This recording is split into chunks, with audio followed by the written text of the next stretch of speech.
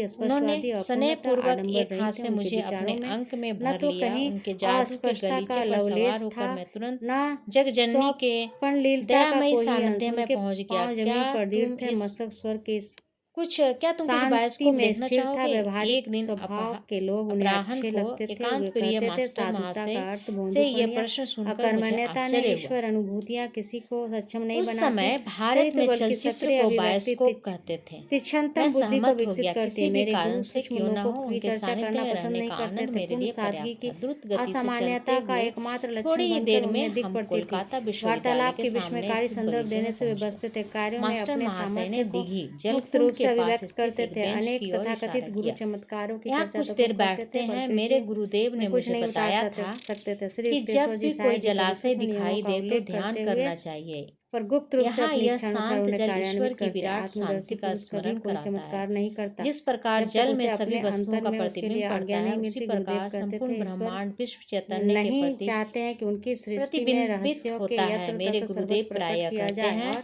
थोड़ी फिर देर के बाद संसार हम में प्रत्येक विश्वविद्यालय के व्यक्ति को एक कक्ष अपनी में गए। स्वतंत्र वहाँ इच्छा शक्ति का एक लेक्चर चल रहा था। बीच असंक्राम्य बीच के अधिकार स्लाइड है। से कोई चित्र सन भी दिखाए उस जा रहे थे, स्वतंत्रता किंतु पर ये कभी लेक्चर और अतिक्रमण स्लाइड नहीं शो करेगा। दोनों ही समान रूप स्वभावतः से ही श्री अत्यंत युक्तेश्वर नीरस जी थे। का मौन रहना तो ये है उनकी यह अनंत ब्रह्मा की बायोस्कोप गहरी अनुभूतियों के जो कारण मास्टर था। महाशय मुझे आत्म दिखाना चाहते थे। मैं साक्षात्कार अधीर हो गया, विहीन गुरु परंतु अनवरत रूप चेहरे से जिस ज्ञान को पर उकताहट व्यक्त का करने कोई में दिन भाव भर न व्यस्त रहते, लाकर मैं चुपचाप उसके मास्टर लिए महाशय को उनके दुखी नहीं पास करना कोई चाहता समय था। नहीं इतने बचता। में हिंदू चुपचाप मेरी ओर शास्त्रों में झुके। एक कहावत है, मैं उथले देख रहा हूँ छोटे पुरुषों में महाशय छोटे कि छोटे तुम्हें विचारों यह की बायोस्कोप मछलियां अच्छा खूब नहीं लग रहा मचलती है। है।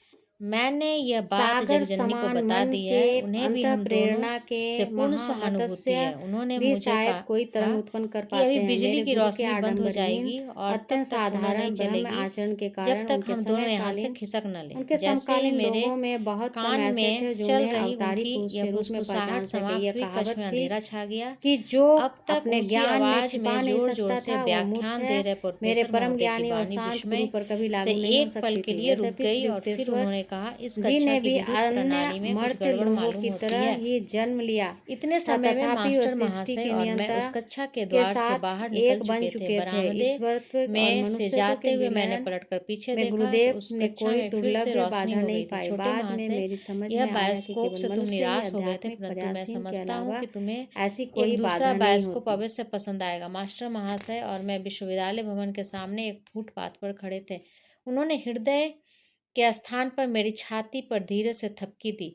उसी के साथ मुझ पर एक अद्भुत निस्तब्धता छा गई, जैसे आधुनिक बोल पट यदि ध्वनि यंत्र में कुछ खराबी आ जाए तो मुख चलचित्र बन जाते हैं, उसी प्रकार विधाता के हाथ ने किसी अगम्य चमत्कार के द्वारा जगत के सारे कोलाहल का गला घोंट दिया। पदयात्री, ट्राम गाड़ियाँ, मोटर गाड़े, बैलगाड़ियाँ, लोहे के चक्कों वाली घोड़ा गाड़ियाँ सब बिना कोई आवाज किए इधर से उधर आ जा रहे थे।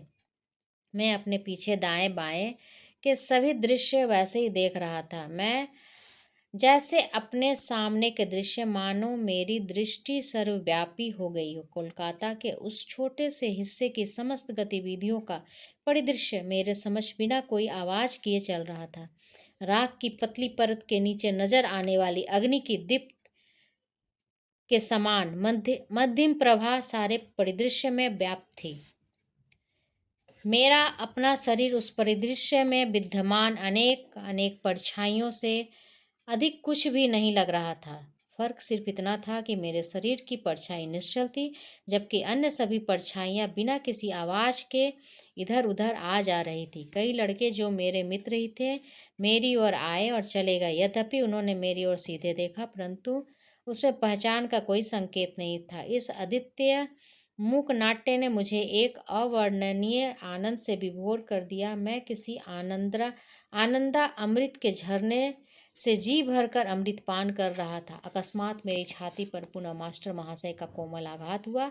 जगत का कर्ण कर्ण कर्कश कोलाहल मेरी अनिच्छुक श्रवण इंद्रियों पर टूट पड़ा। मैं लड़खड़ाया, जैसे किसी ने अत्यंत नाजुक स्वपन से निष्ठुरता पूर्वक जगा दिया हो।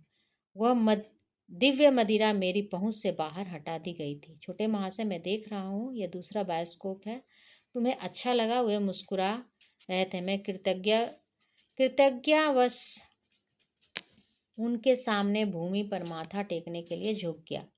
अब तुम मेरे साथ नहीं रह सकते, उन्होंने कहा। तुम जान गए हो भगवान तुम्हारे देह मंदिर में स्थित है। मैं जगन माता को तुम्हारे हाथ के माध्यम से अपने चरण छूने नहीं दूंगा।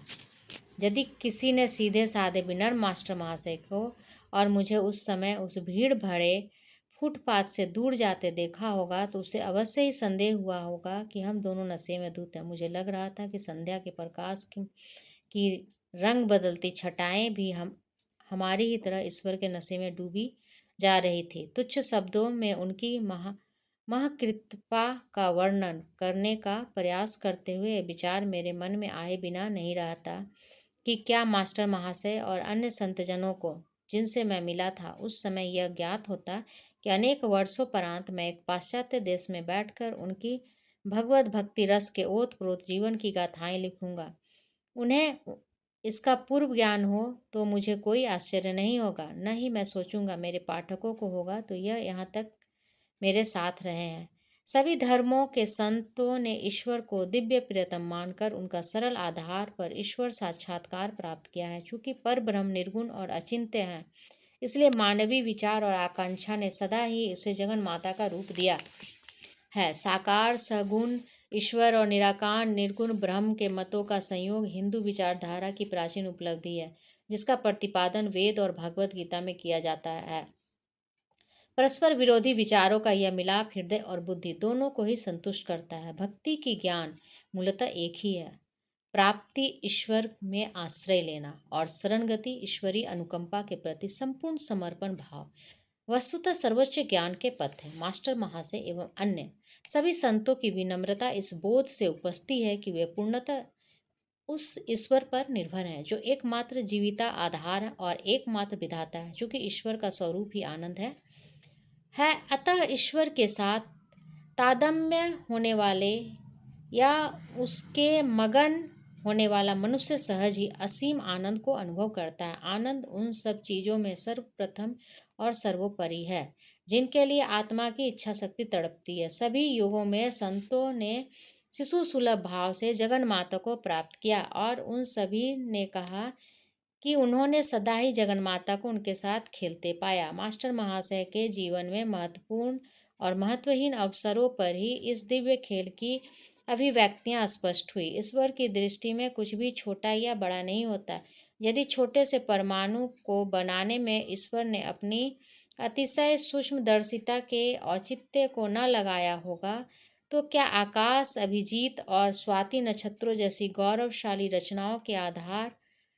रचनाओं को धारण कर पाता। महत्वपूर्ण और महत्वहीन का भेद प्रभु के लिए निश्चय ही अज्ञात है कि कहीं एक सुई के अभाव में पूरा ब्रह्मांड ही ढल जाए।